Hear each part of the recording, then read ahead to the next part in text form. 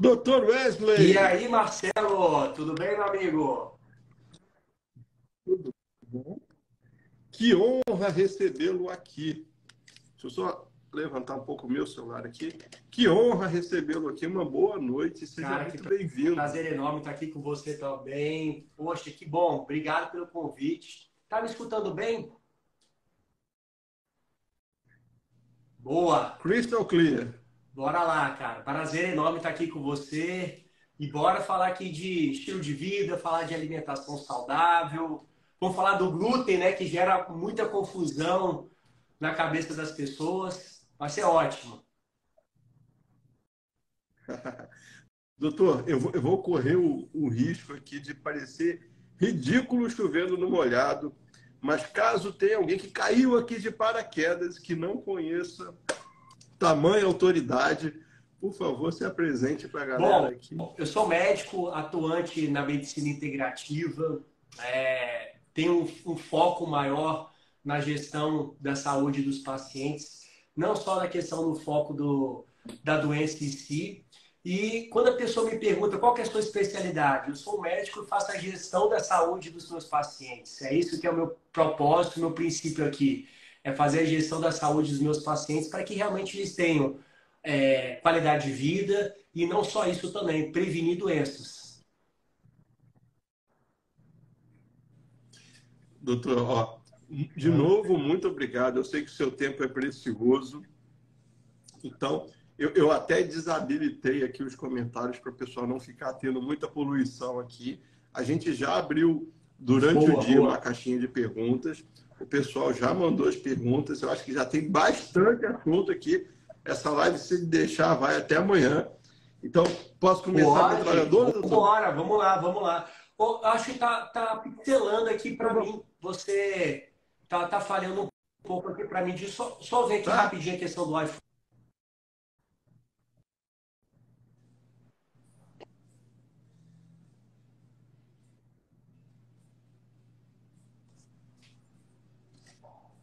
Acho que agora estabilizou para mim. Show?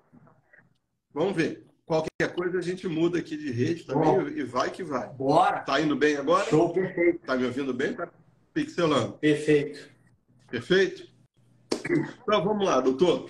Para começar, para a gente começar de uma forma suave, o que é um estilo de vida saudável? Ó, eu estou bebendo aqui. Durante a live, você vai me ver com uma garrafinha do Silvio. Não que eu apoie o Silvio, não, pelo contrário, eu não gosto de muita coisa que ele fala. Mas eu fico me hidratando o tempo todo, então tem meu mate aqui, que ele aparece de vez em quando na live. Doutor, o que é um estilo Bom, de vida acho que você já saudável? tocou muito bem aí. Um dos principais estilos de vida saudável é a hidratação, né? Mas assim, a gente pode ir muito além da questão do estilo de vida saudável. O estilo de vida saudável também vai muito da questão, acho que os dois pilares essenciais que eu não abro mão e para mim, para os meus pacientes, são inegociáveis. É a alimentação saudável, tá? Alimentação saudável. E quando fala de alimentação saudável, é o que eu costumo dizer para todo mundo, tá? É fugir o máximo dos industrializados, é comer comida de verdade, tá? Eu gosto muito do conceito de alimentação funcional, né?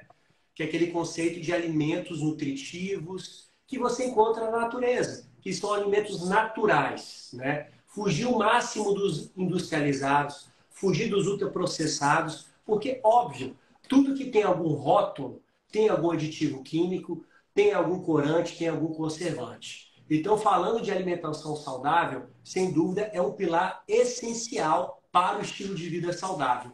E uma outra coisa que também é um pilar que é inegociável é você ter uma boa qualidade de sono, tá? E eu vou um pouco além, que é a questão do ciclo circadiano. Você ter esse relógio biológico interno regulado, né? Acordar no horário apropriado, que é entre 5 e 6 horas, e você dormir no horário certo, que é entre 9 e 10 horas da noite.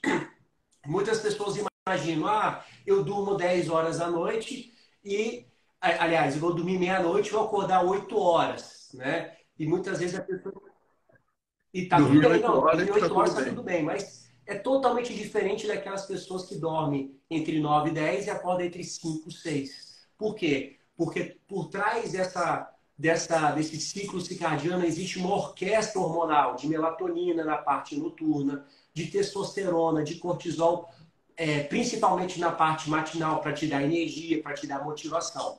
Então, ciclo circadiano, ou seja, boa noite de sono, assim como também alimentação saudável, são dois pontos essenciais dentro de um estilo saudável. E é claro, não menos importante, a questão da alimentação, gerenciamento do estresse, tá? Que é um estilo de vida, você tem que ter esse gerenciamento do estresse e a prática de atividade física também é crucial. Nós fomos feitos para estar em movimento, tá? Para estar em movimento. Então, você tendo esses pilares essenciais de estilo de vida, pode ter certeza que você vai ter muito mais saúde e você vai prevenir várias doenças. Doutor, sabe uma coisa que está me vendo? Ouvindo o doutor falar, eu fiquei vendo tive uma visão aqui. A gente faz isso com os nossos filhos e não faz isso com a gente. A gente cuida para que as crianças estejam bebendo água o tempo todo, estejam hidratadas. As crianças dormem cedo, acordam cedo e a gente tenta manter isso como um hábito saudável. As crianças, a gente sabe, criança pratica esporte o tempo todo. Criança saudável está praticando esporte e cuida da alimentação. Então, o que me vem na cabeça, ouvindo o doutor falar, foi por que a gente faz isso com os filhos? Parece que naturalmente, e com a gente parece que tem que ser forçado isso, né? A gente precisa de alguém chegar aqui e falar, olha, faça o que é certo, né? Que a gente, parece que instintivamente a gente já sabe que isso é Exatamente, certo, né? né? E eu, como médico, ensino para as pessoas, eu também tenho que ser exemplo, né? A gente tem que ser exemplo, não só para os pacientes, mas também como filho, né? E você tocou num ponto muito interessante. O estilo de vida tem que ser uma coisa que você não precisa nem pensar, tem que ser algo natural, que flui naturalmente. Você não precisa, eu tenho que parar para beber água, eu tenho que dormir no horário certo, eu tenho que praticar. Não, isso tem que fluir naturalmente. Isso tem que fazer parte do seu dia a dia, tem que fazer parte do seu cotidiano.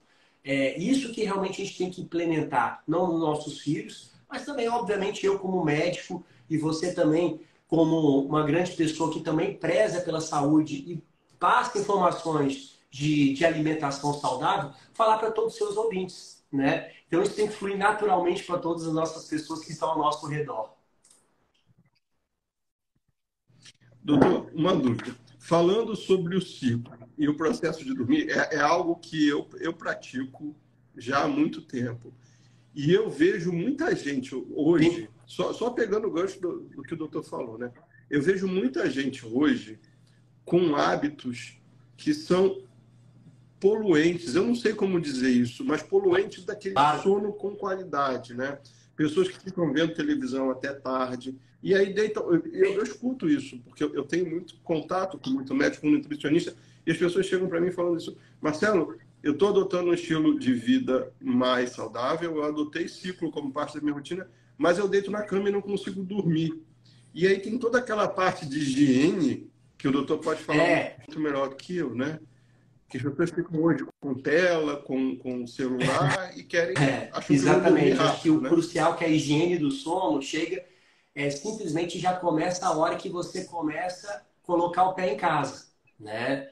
Então, às vezes a pessoa coloca o pé em casa, tudo bem, vai brincar com o filho, aquela coisa toda, mas fica assistindo televisão, fica com o estímulo visual do celular, do TV, muitas vezes assiste filmes que mexe com a questão cognitiva da pessoa, que ela fica com a mente mais agitada.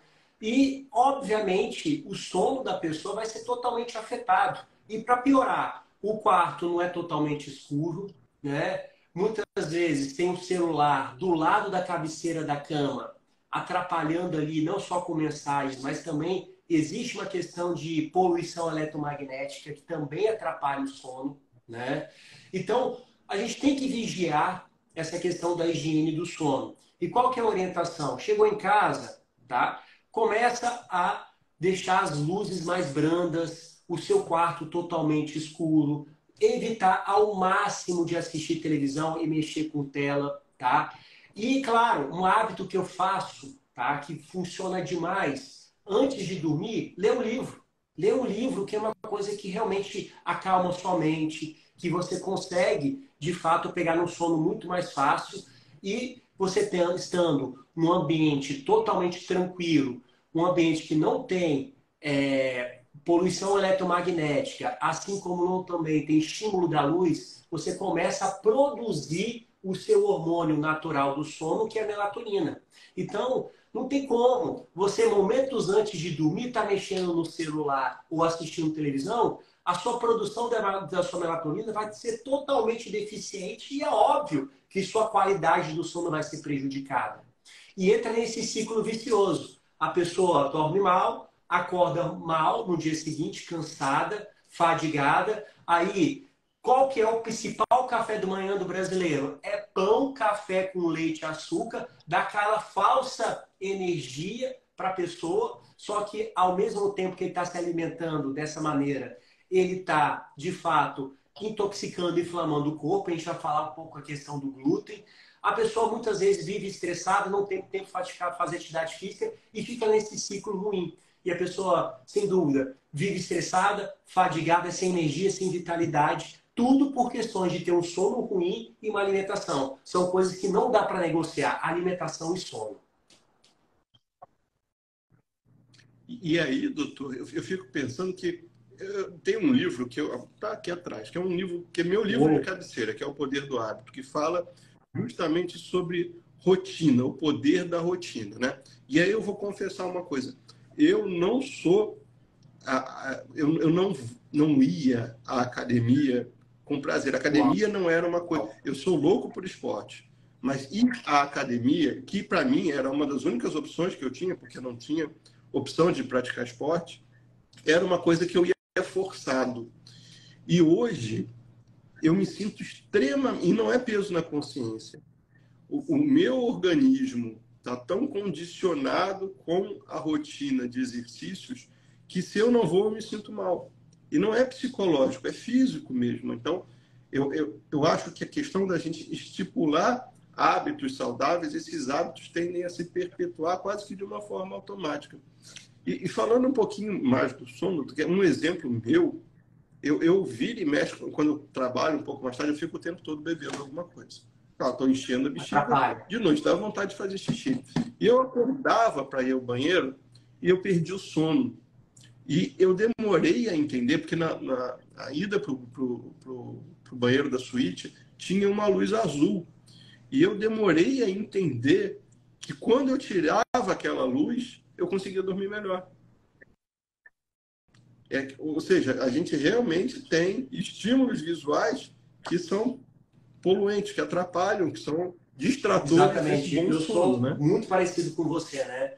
Quando eu vou no banheiro, obviamente, eu não acendo as luzes, tento ali ficar sem um estímulo visual e é muito tentador mexer no celular a hora que a gente acorda, né?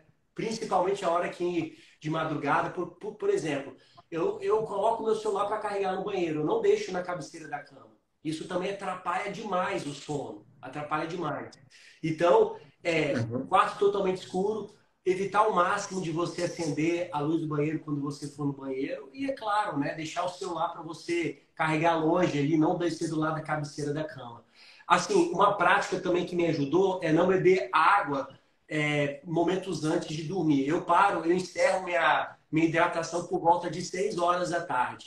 Né? Aí eu paro de beber água e é claro que eu me hidratei ao longo da manhã e ao longo da tarde. Então eu encerro nesse horário. Para não correr o risco de acordar de ir no banheiro e fazer xixi. Que é algo que a gente faz para as crianças. A gente não deixa a criança beber muita água antes de ir para a cama, né? Ou seja, são rotinas que a gente já sabe, já estão aqui, a gente só... às vezes eu acho que a gente se boicota, doutor, não é possível. Mas, doutor, então vamos lá. Falamos do que é esse estilo de vida saudável. E aí, o estilo de vida saudável, ele é o mesmo para todo mundo? Assim, existe o meu estilo saudável, é o seu estilo saudável? Ou essas pessoas têm que mudar isso? Como é que isso funciona? Por exemplo, eu vou pegar para a gente tangibilizar aqui. A gente está falando de alimentação de 3 em 3 horas.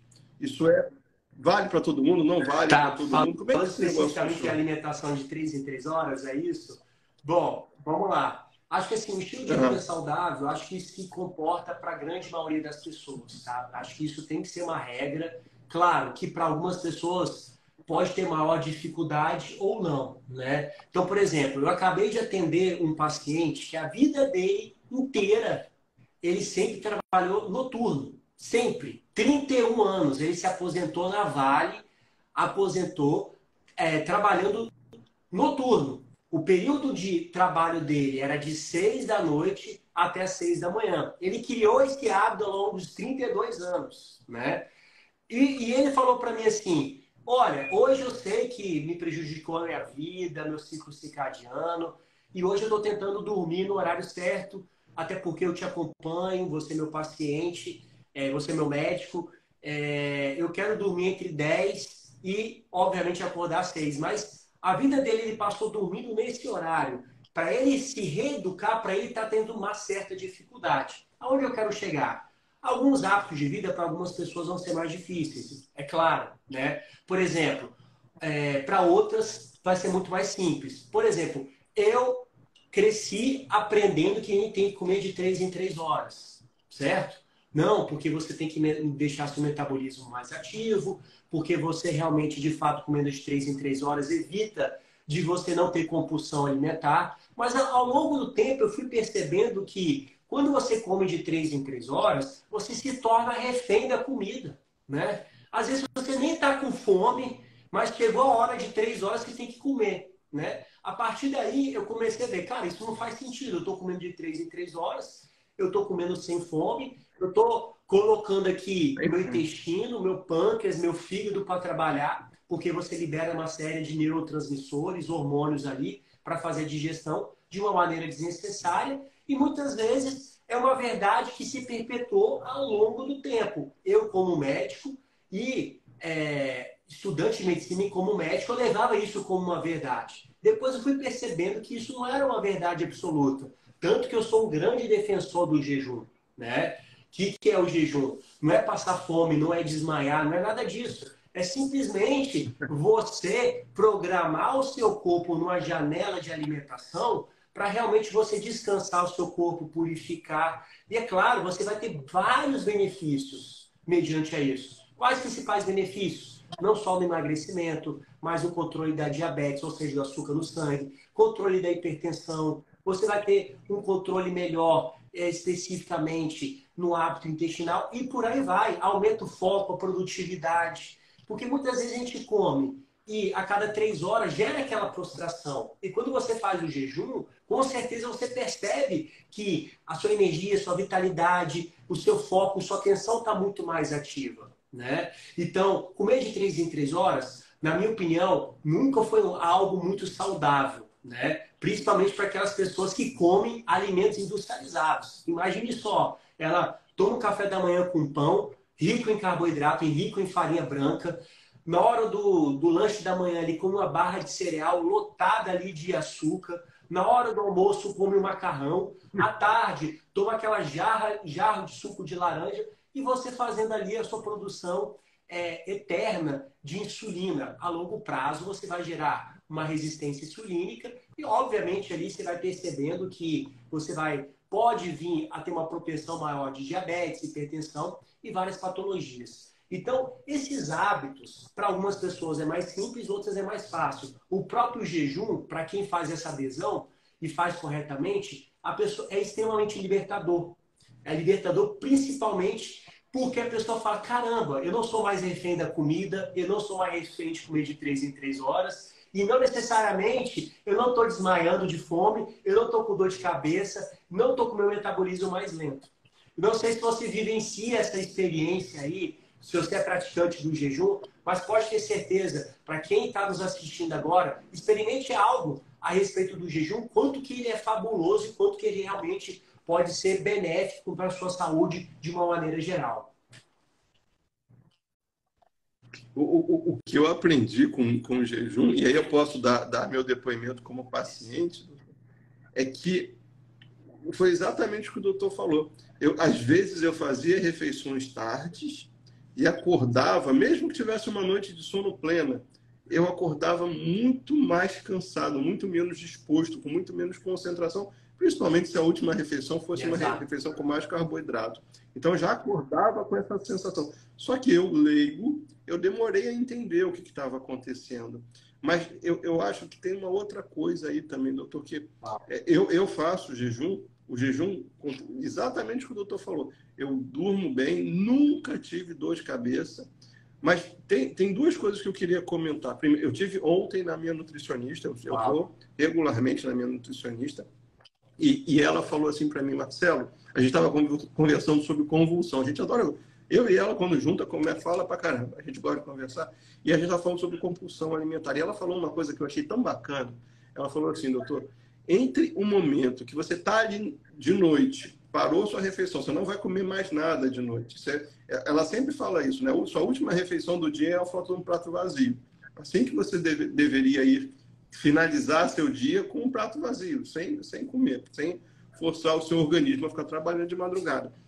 E a gente estava falando sobre compulsão, vontade de comer doce de noite, vontade de comer carboidrato de noite. E ela falou uma coisa tão simples, que a gente nunca, pelo menos eu nunca tinha pensado. Ela falou assim, Marcelo, entre o desejo e a ação, tem a nossa mente, tem o nosso superpoder que está aqui dentro, que você vai pensar, beleza, eu deitei e me deu vontade de atacar uma lata de leite condensado, vou botar Nescau e vou dormir felizão. Entre esse momento da ideia porcaria e você concretizar, tem um intervalo na sua cabeça que você pode... Não, mas quem é que manda nesse negócio? Quem manda nesse negócio sou eu.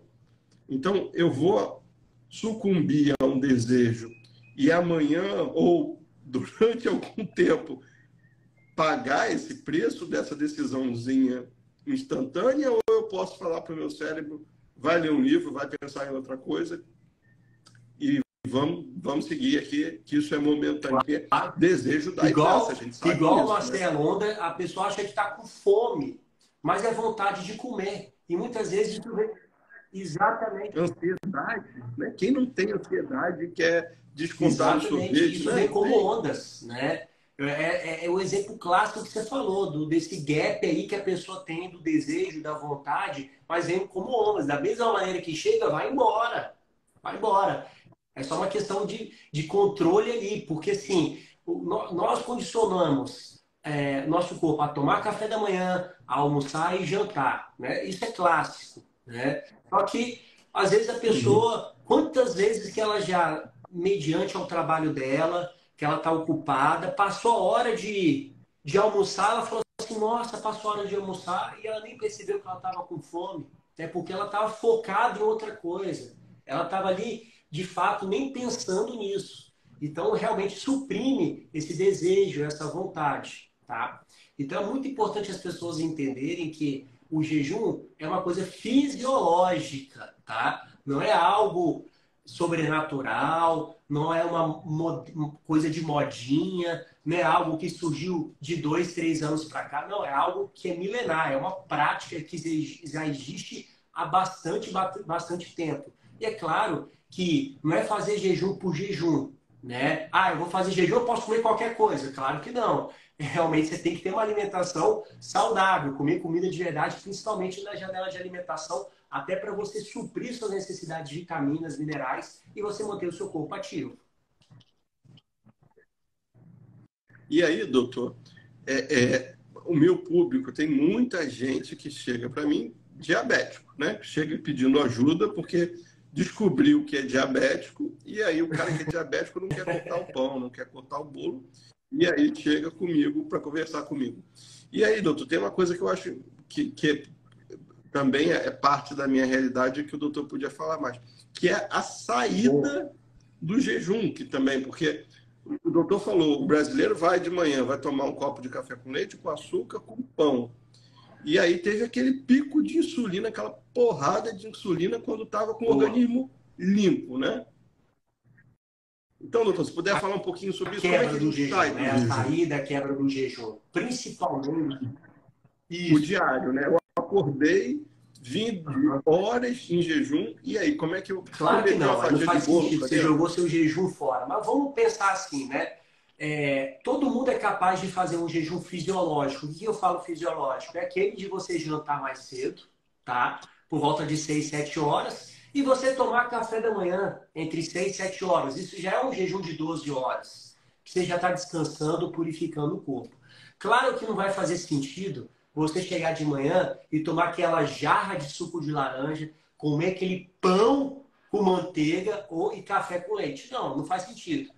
Você tem que, sem dúvida, dar preferência a gorduras e proteínas boas. Um baita de um exemplo que eu acho de um café da manhã, caso você for fazer o jejum, né, mantendo o seu café da manhã, só esse jejum mais simples de 12 horas, seria ovos. Você poderia fazer um pão de farinha, de amêndoas, mais low carb. Aí temos um especialista aqui para falar de várias receitas de pães low carbs aqui com várias farinhas. Você pode, sem dúvida. A função aqui principal é o quê? O intuito aqui principal é você não dar esse pico glicêmico, esse pico de insulina, mantendo a sua insulina mais baixa, certo? Principalmente para aquelas pessoas com o objetivo de controlar a glicose e, como consequência, a diabetes, controlar o peso, ou seja, ter o objetivo de emagrecimento, seguir uma alimentação mais low carb, né? Ou até mesmo cetogênica. Então, seria um exemplo. Agora, para aquela pessoa que quer fazer um jejum mais longo, de 16 horas, ou seja, você já tem que pular o café da manhã e, obviamente, você vai quebrar o jejum, sair do jejum na hora do almoço, certo? Então, qual que é a recomendação no almoço? Claro, é o almoço que funciona, né? Salada, legumes de baixo índice glicêmico, você pode comer uma proteína, pode comer omelete, ovos, salmão e por aí vai. Sempre comer comida de verdade. Evitar ao máximo algo que vai dar uma carga glicêmica alta, principalmente farinhas brancas, açúcar, alimentos industrializados. E é claro, né? Evitar ao máximo, essas farinhas que realmente são um grande causador de todas as doenças autoimunes, obesidade. A gente vai estar falando aqui ao longo da live, porque realmente o glúten é um grande vilão, né? Tanto que existe aquele livro, Barriga de Trigo, né? Eu sempre ensino meus pacientes, cara, lê esse livro, vai mudar sua concepção a respeito do glúten. Doutor, antes da gente entrar no glúten, a gente falar do glúten, do leite, e a gente entrar mais a fundo nos alimentos, eu queria falar uma coisa que eu não sou médico, então eu tenho carta branca para falar besteira. O doutor é que tem que falar, Marcelo, não é assim. Eu tenho a impressão, doutor, a minha família, por parte de mãe, eu acho que todas as mulheres são diabéticas. Por parte de pai, tem 2 diabéticos. Na família da minha esposa, tem mais 2 diabéticos. A impressão que eu tenho é que hoje, com a sociedade que a gente tem, com os hábitos alimentares, com a disposição, com a oferta de produtos com alto carboidrato, a gente sabe que carboidrato vira açúcar. A gente tem uma oferta tão grande de carboidratos na nossa alimentação, não estou falando das escolhas saudáveis, estou falando do que o mercado te entrega, do que o McDonald's te entrega. Tem uma oferta tão grande de açúcar que eu repito isso, e, por favor, doutor, se você está falando besteira, sem milímetro aqui, Marcelo, não é bem assim. Mas eu falo, todo mundo deveria controlar a glicemia, porque a impressão que eu tenho é que a gente está o tempo todo consumindo muito açúcar. Eu vejo, eu que forneço pão para creche, eu vejo que tudo tem açúcar demais, e até na alimentação das crianças. Então faz sentido essa minha cabeça de... Porque na minha prática, no meu dia a dia, eu não consumo açúcar. Eu tirei o açúcar refinado, mesmo o açúcar menos refinado, como o açúcar demerara, eu tiro da alimentação. Eu não coloco, porque eu já sei que eu tenho outras fontes de açúcar.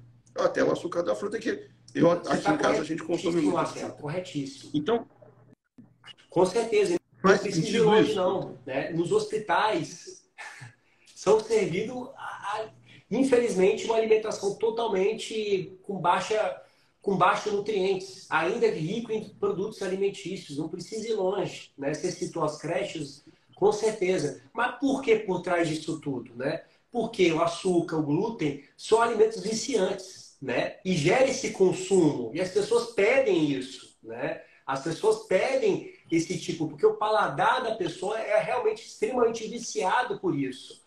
Eu costumo dizer que não é um paladar, o cérebro dela precisa dessa recompensa de dopamina. Precisa dessa recompensa. Então, o cérebro está viciado de dopamina. E eu bato muito nessa tecla para os meus pacientes. Você cava a sua própria cova com garfo e faca. Não tem jeito. E você citou o exemplo aí da parte genética dos seus familiares. E as pessoas têm que entender que o fator genético contribui em uma pequena porcentagem em relação a, de fato, se você vai vir desenvolver ou não algum tipo de patologia, né? Ou seja, você não é refém exclusivamente da sua genética, você é refém dos seus hábitos. Você é refém de como você se alimenta, de como você se comporta numa mesa, como é que você, do seu padrão, do seu estilo de vida que foi citado aqui, atividade física, higiene do sono, gerenciamento do seu tempo, ter realmente o poder de você estar tendo hábitos saudáveis. Então, você é refém pura e exclusivamente disso, né? A genética corresponde só 5, 10%. Os outros 90% está atrelado com o seu estilo de vida.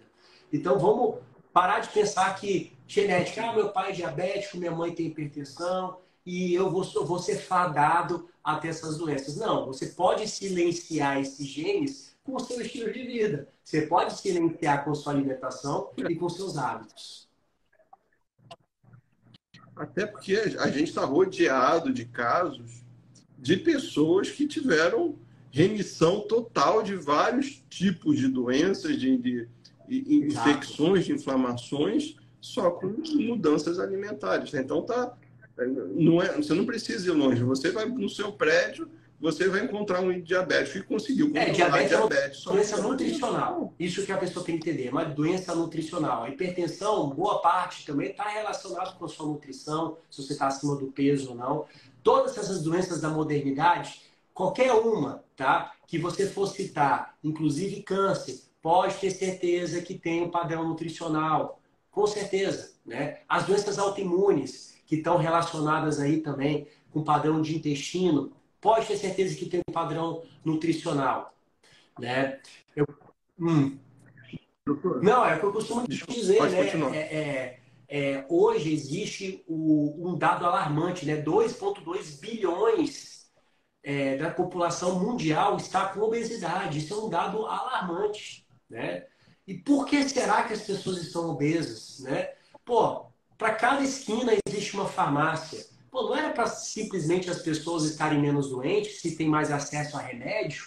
Não, é o que eu sempre falo isso aqui. Vai surgir medicamentos de última geração para emagrecer, medicamentos que vão inibir seu apetite, mas o que vai realmente fazer você emagrecer são os seus hábitos. Não é o remédio da moda, não é de fato o medicamento que vai surgir nos próximos 5, 10 anos, não. Você vai ter que ser refém do seu estilo de vida. O que vai fazer você mudar são os seus hábitos. E não tem jeito, não sou eu e nem o Marcelo que vai fazer nada por você. Você tem que ser protagonista da sua vida, da sua mudança, né? No hábito de você construir essa vida saudável.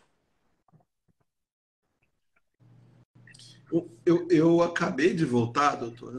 Essa live não é sobre mim, galera, por favor. Eu só tô tentando tangibilizar algumas coisas aqui. Eu tenho um irmão, que é um querido, que mora em Orlando. E Orlando, a gente sabe como é o estilo de vida americano, como é a alimentação, a questão até cultural de cozinhar em casa versus pedir alguma coisa pelo excesso de opções, de coisas acessíveis que estão ali no celular. E a gente vê uma sociedade, pelo amor de Deus, eu tenho milhões de alunos americanos e eu não estou generalizando, mas a gente vê a América do Norte como um país que tem um problema grave de obesidade. Eu recentemente assisti aquele filme A Baleia, não sei se o doutor teve a oportunidade. É um filme, para mim, um dos melhores filmes da minha vida. E eu acabei de voltar da Europa. E aí vem o raciocínio, né? Na Europa, você quase não vê farmácia. E o europeu, ele tem um nível de consciência, na sua grande maioria, mais concretizado, mais sedimentado sobre a importância da alimentação. Então é difícil na Europa, mesmo em grandes centros, de você ver muita farmácia, como a gente vê no Brasil, 3, 4 farmácias na mesma rua.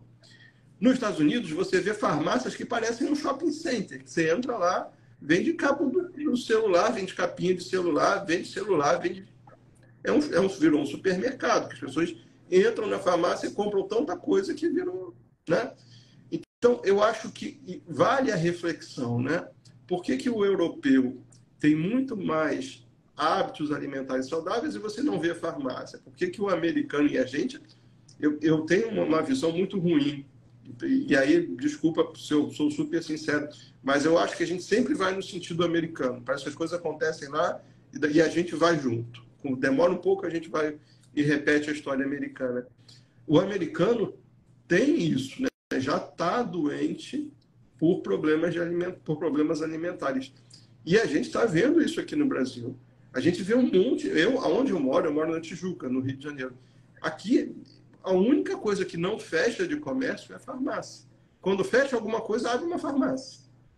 Então, assim, isso, a gente tem que ter maldade o suficiente para entender que tem uma indústria alimentícia que está se beneficiando com isso, tem uma indústria da saúde que está se beneficiando com isso, e a gente não pode ficar no meio. Foi o que o doutor falou, a gente aqui tem que ser protagonista da história. Perfeito, né? Não é à toa, né? Foi muito bem lembrado aqui que cada farmácia, no perímetro aqui de um quarteirão, você tem 3, 4 farmácias, que são os melhores pontos do...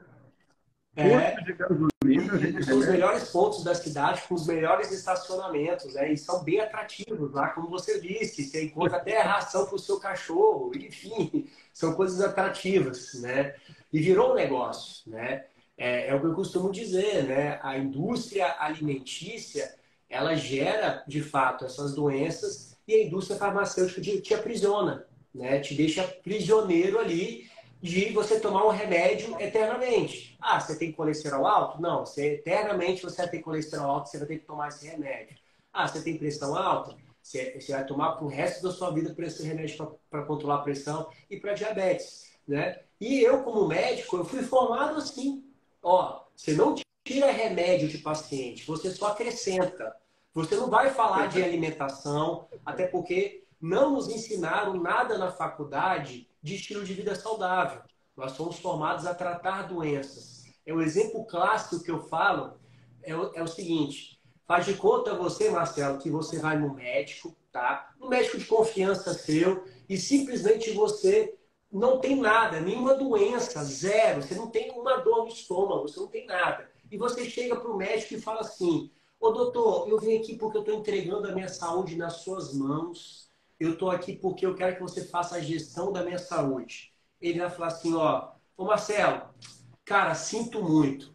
Eu quero que você, quando tiver algum problema, você volta, porque eu só sei tratar doenças. E é assim que funciona. Na faculdade, nós fomos ensinados para isso, né? A gerenciar a saúde, a tratar as doenças. E ainda bem que hoje existe uma leva de médicos que atuam dentro da medicina do estilo de vida, que abordam essa questão da saúde como mais integral, né? Falando de alimentação, de estilo de vida, para que as pessoas cheguem uma informação de qualidade, para as pessoas não serem reféns e elas conhecerem o outro lado da saúde dela, que muitas vezes ela atribui a saúde ruim dela, a idade, a genética, e não com os hábitos dela. Doutor, vou fazer uma consulta online agora, tá? Eu vou contar a minha história. Eu sou formado em gastronomia, eu me formei recentemente em gastronomia, eu trabalhei a vida toda no mundo corporativo e como funcionário de TI. Mas recentemente me formei em gastronomia. Mas eu estudei a vida toda panificação. Eu estudei panificação francesa, eu estudei panificação italiana, eu me formei em escola francesa de panificação e o trigo, o glúten sempre teve ali em volta da minha vida. Só que duas coisas começaram a acontecer. Uma, eu comecei a sentir uma dor absurda no ombro. Isso com 36 anos. Uma dor absurda no ombro, que eu não conseguia fazer esse movimento só no braço esquerdo.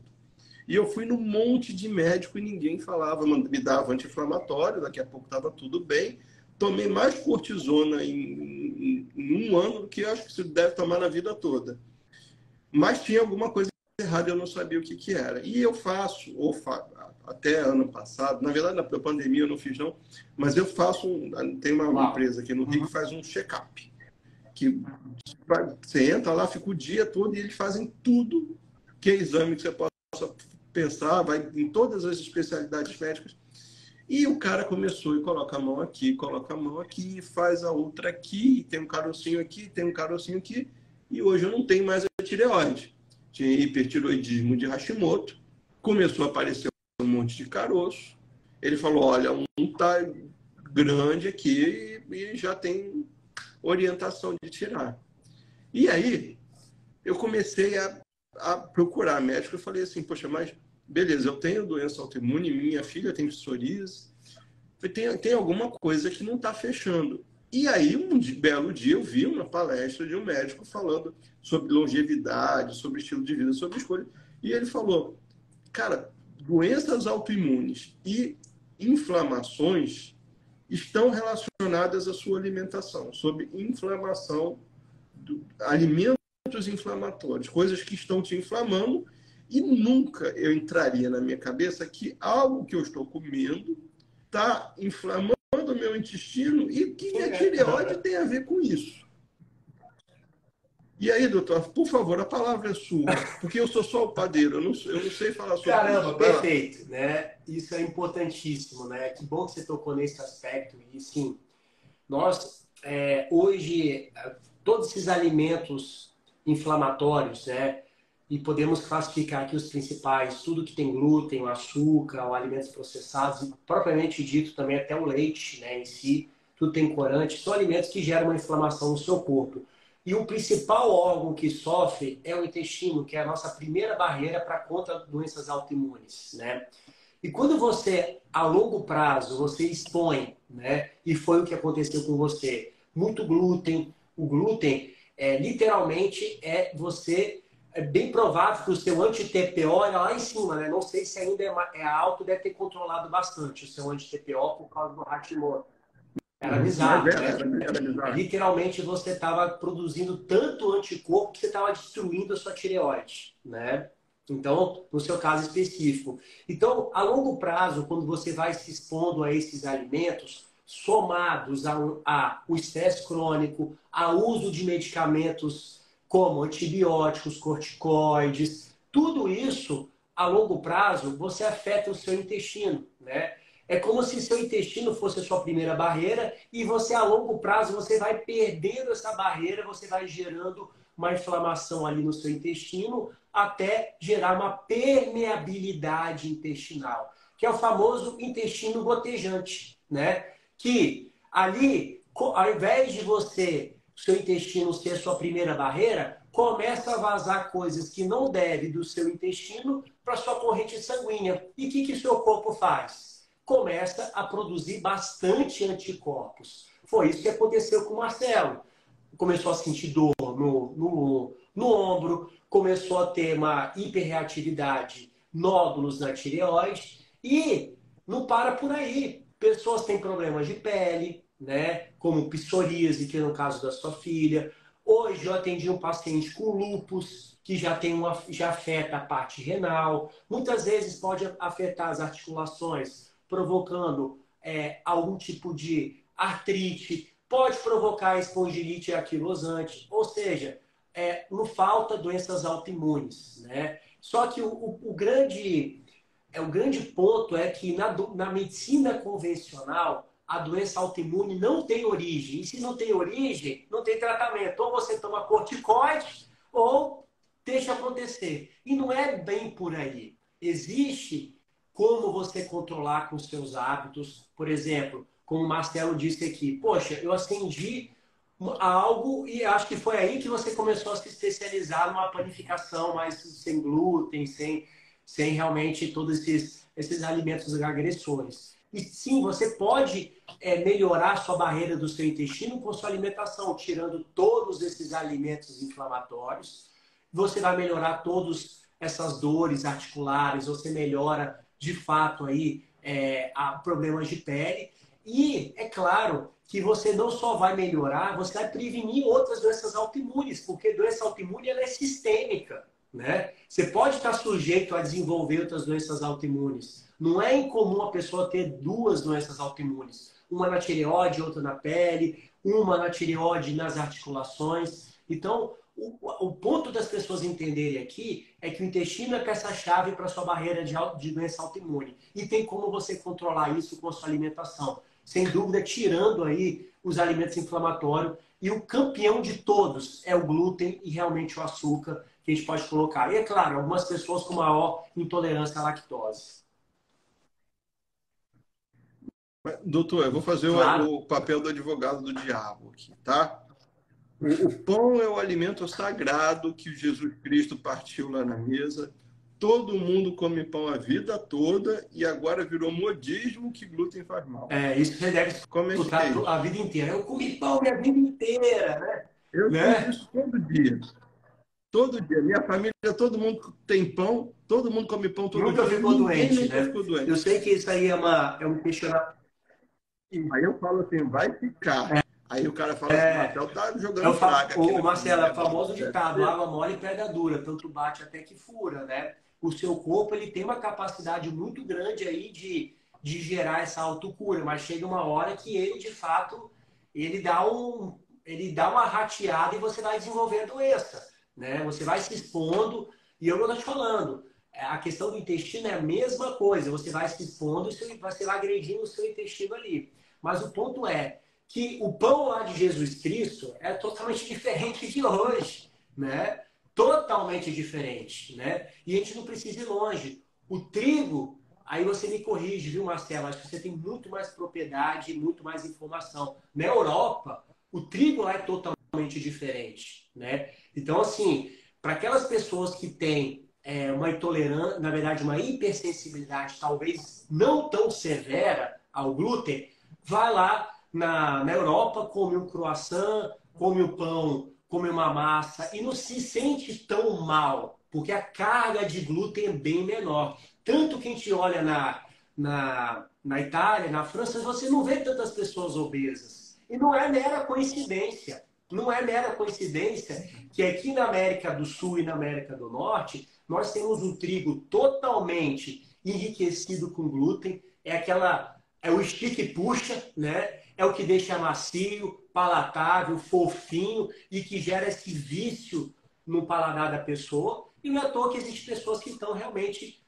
com obesidade, pessoas com cada vez mais doenças autoimunes, né? Com queixas de cefaleias crônicas. Já fui em todos especialistas, neuro, tomografia, ninguém acha a origem da dor de cabeça. Tira o glúten. Tira o glúten para você perceber. E assim, tem casos e mais casos que eu atendo diariamente que a boa parte da origem das doenças da pessoa é alimentar, né? É alimentar. Própria psoríase, a questão da enxaqueca crônica, doenças, por exemplo, né? Endometriose, meu Deus, endometriose. Mulheres que têm endometriose, que é uma doença incapacitante, retira o glúten, retira o açúcar, retira os laticínios em excesso. Você percebeu quanto que você vai diminuir a inflamação do seu corpo, né? Aí eu te pergunto, eu faço essa pergunta para os meus pacientes, né? Na verdade, eu faço uma afirmação. Você não tem nada a perder, né? Não precisa confiar em mim. Fica 15 dias sem consumir açúcar, leite e glúten e você me fala se você não vai se sentir bem. Muito mais leve, com energia, disposição, melhora a sua pele. Não tem jeito, né? Quando a pessoa coloca em prática, ela percebe o quanto que ela realmente tem essa melhora. Mas confirma para mim a respeito do pão aí, da França, da Itália. Confirma-me se realmente esse dado é um dado verdadeiro.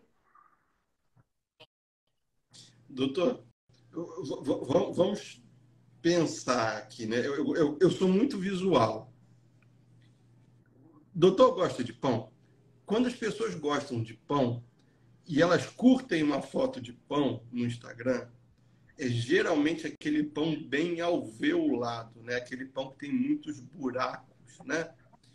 E aquele pão é o pão que o europeu come, é o pão que passa por períodos de longa fermentação com muito menos glúten. Então, ele abre bolhas muito maiores. Aqui no Brasil, qual é o Pão queridinho do francês, brasileiro? né? Pão de sal, né? Pão francês. Pão francês que ele veio da baguete francesa, mas que um francês não come de jeito nenhum aquilo. Porque, vamos na imagem, né? O pão italiano, com os alvéolos grandes. O pão francês, um miolo que parece um algodãozinho. Aquele algodãozinho é fruto de duas coisas. O pão francês, primeiro, quanto mais você bate a massa, mais você desenvolve glúten. Só que o glúten ele tem um limite de temperatura. Então, aí em torno de 26 graus, ele começa a se romper. É uma malha que vai se criando e ela vai ganhando força. Quando chega aos 26 graus, ela começa a bater. E qual é o pulo do gato do pão francês? O pão francês ele precisa de muito batimento para ficar com aquele miolo branquinho, Algodão. parecendo um algodãozinho. Só que as nossas farinhas aqui do Brasil, elas não têm tamanha qualidade para isso, até porque inviabilizaria o preço de venda do pão francês se fosse com uma farinha boa. Então, olha, eu tenho um monte de aluno que é padeiro, e pelo amor de Deus, eu não estou falando mal de nenhum padeiro. Eu estou só falando de como funciona a indústria da panificação no Brasil. A gente tem uma farinha de péssima qualidade e a gente adiciona um produto chamado melhorador de pão, que nada mais é do que ácido ascórbico, que é vitamina C, que ajuda o glúten a segurar a onda durante mais tempo, mas ele adiciona mais glúten à massa, sem contar com os conservantes. Então, o pão francês, que a gente gosta, que é aquele miolinho branco, não tem nada a ver com o pão que a gente curte a foto.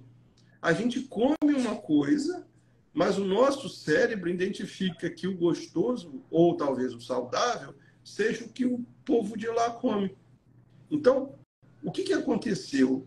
A indústria que manda no trigo é a indústria da panificação. A indústria da panificação ela é responsável por 55% do consumo de trigo mundial.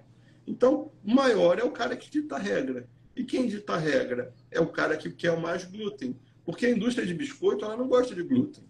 O biscoito tem glúten por um azar, porque as pessoas não sabem que dá para fazer biscoito sem glúten. Porque o glúten atrapalha o biscoito. Quando você quer um biscoito, você quer um biscoito crocante, não quer um biscoito elástico, como é o glúten. Então, o glúten para o biscoito é ruim. O glúten para o bolo é ruim. Você não quer um bolo que fique parecendo uma esponja. Você quer um bolo que tenha uma textura suave. Quando você bate muito o bolo, você desenvolve muito glúten e o glúten é ruim. Só que tem muito glúten. Por quê? Porque a indústria que manda nesse mercado é o pão. E o nosso pão, você parar para pensar, o doutor falou do croissant. O croissant que a gente come no Brasil é uma maçaroca enrolada, é uma massa muito engordurada enrolada. O croissant que você come na Itália, na França, é um croissant que quando você corta, ele parece uma colmeia. Ele é todo muito aberto. São coisas completamente diferentes. Aí você vai numa lanchonete dessas que vende mate, aqui no Rio de Janeiro, todo mundo vende mate, croissant. O croissant é gordura hidrogenada misturada, que é uma gordura hidrogenada específica, porque o croissant tem um outro problema, né? O croissant ele precisa de baixas temperaturas, porque senão a manteiga derrete, porque é feito com manteiga.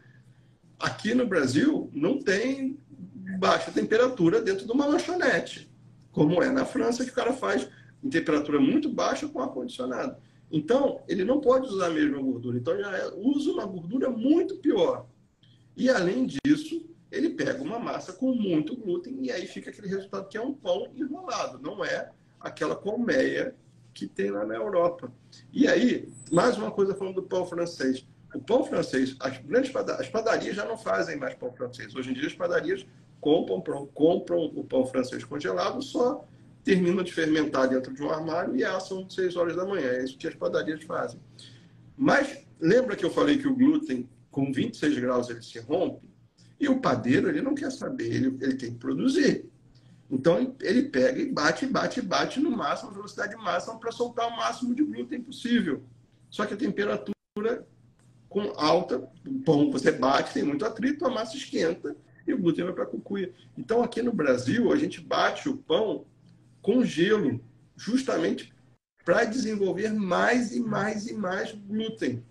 E aí o doutor pode falar, mas aí a gente tem as cadeias, aí você tem a força da gliadina que vai fazer cadeias cada vez mais potentes, o que resulta em uma cadeia de aminoácidos cada vez com mais força e que é cada vez mais inflamatório. Mas é isso, a gente pensa na nossa cabeça. A nossa imagem do saudável é e a gente come o pão francês. Nada contra o pão francês, mas ele não é aquilo que o seu cérebro fala que é legal. Então, mas isso aí está falando do glúten. Aí eu queria fazer uma outra pergunta, doutor.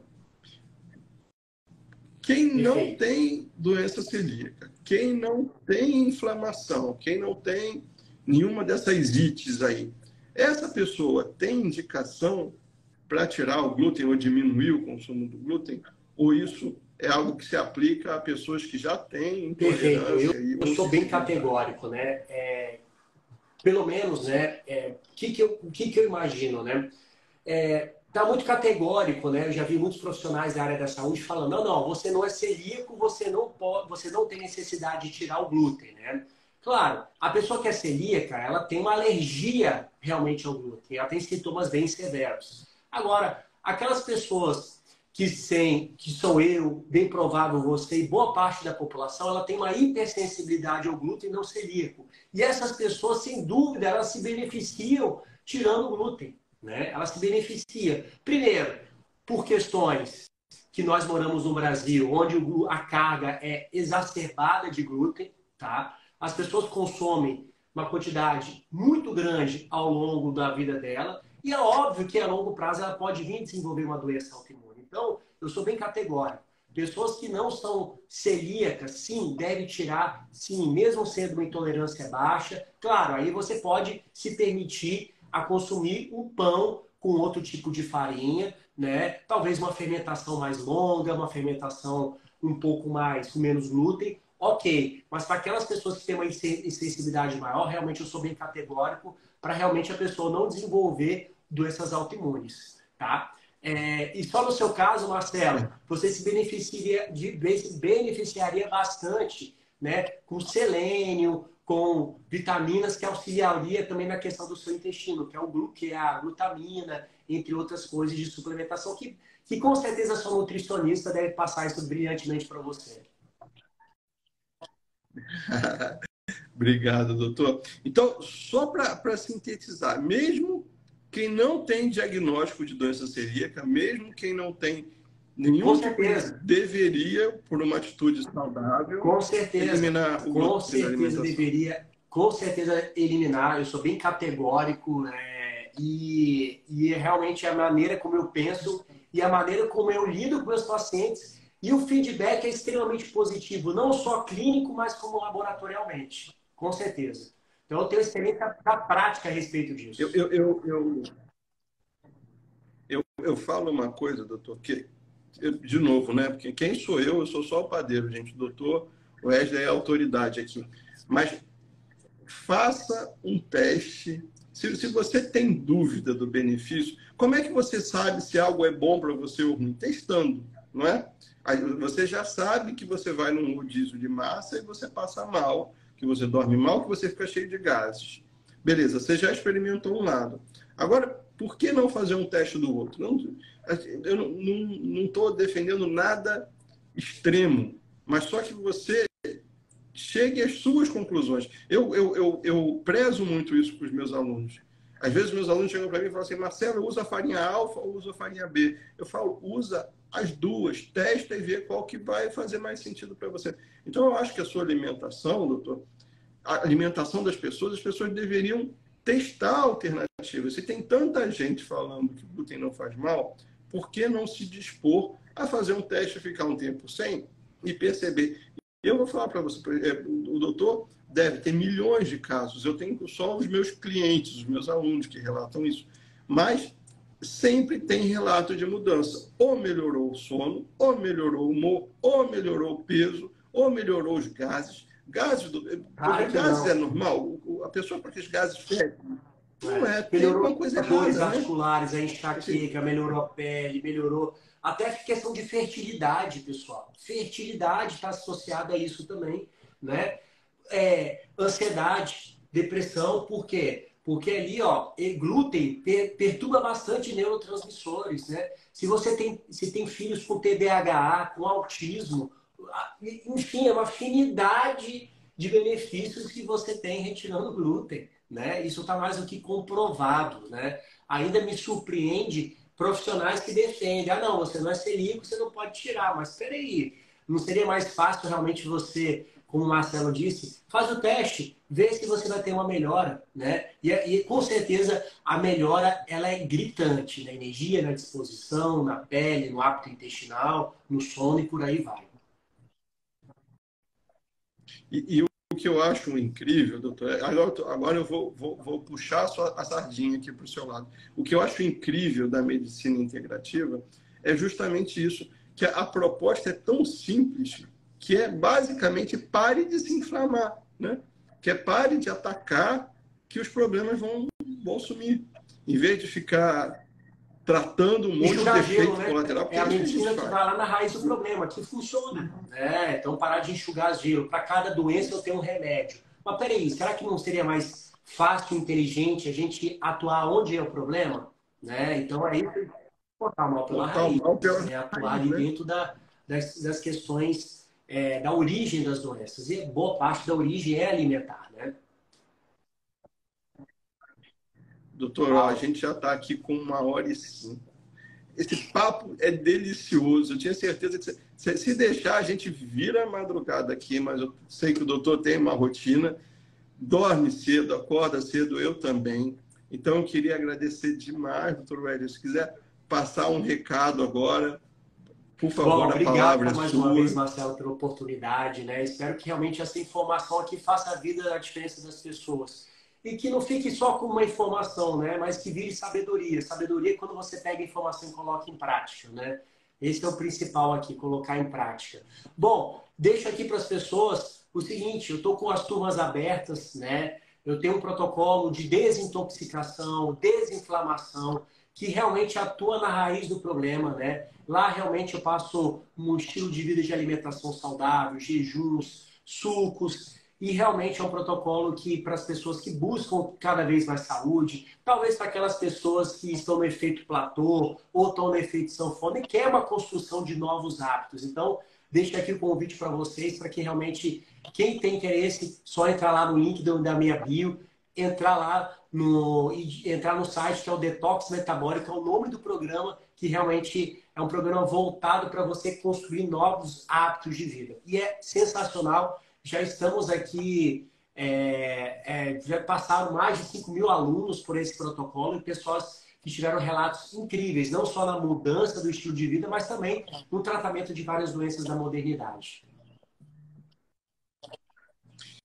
E, galera, quem tiver dúvida, para acessar aqui, ó, na minha caneta, você vem aqui, ó, nessa setinha aqui, ó, você abre, você vai ver o perfil do Dr. Wesley, você entra lá, é onde tem a fotinho dele, tem um link na bio, e lá você consegue se matricular nesse protocolo de desintoxicação que todo mundo precisa. Eu vou te falar que eu já fiz, a minha esposa já fez, e assim, é impressionante quando você para de se inflamar, os resultados são tão expressivos, são tão explícitos, que você até se assusta. Quando eu comecei o meu primeiro detox, eu achei que tem alguma coisa errada, eu queria trocar a balança. Porque eu falei, não é possível, ninguém perde 3 quilos assim. Eu comecei, a balança resolveu fazer dieta junto comigo, não é assim. E é impressionante como você desinflama e tudo. A minha aliança começou a sair fácil do dedo, assim, as coisas, tudo muda na vida, assim, é impressionante. E, pessoal, eu queria fazer um convite também, quem quiser, eu estou com a turma, todo mundo que chega para mim, doutor, a primeira coisa que alguém, quando corta o glúten, a pessoa fala assim, Marcelo, como é que eu vou viver sem o pão francês? Bom, eu tenho a Cozinha Crunch no Rio de Janeiro, que produz pães sem glúten, e eu estou com um curso aberto Uau. de pão francês, que é O link está na bio, as aulas estão gravadas, você consegue assistir. E aí é um curso curto, é um curso simples, para você que ainda não tem muita história com a gastronomia sem glúten, ou até que já tem, mas não sabia fazer pão francês. Então, muito simples, eu fiz um curso com uma proposta de vamos fazer pão francês melhor do que o tradicional. E o curso está aí, os alunos estão fazendo. Então, o convite, se você quiser participar do curso de pão francês e baguete, o link está na bio. Doutor, muito obrigado. A live foi incrível. Eu vou deixar essa live aqui salva, porque essa live é épica. Eu tenho certeza que muita gente vai se beneficiar do conteúdo. E eu queria, de novo, não só no meu nome, mas no nome dessas 200 pessoas que ficaram aqui online com a gente o tempo todo, agradecer pelo conteúdo rico. Mais uma vez. Marcelo, muito obrigado. E que precisar da minha ajuda aqui, que as pessoas que quiserem também trocar alguma ideia, alguma informação ali no meu direct, tenho o maior prazer de estar respondendo a todos, tá bom? Um grande abraço, uma excelente noite e até breve, viu? Tchau, tchau!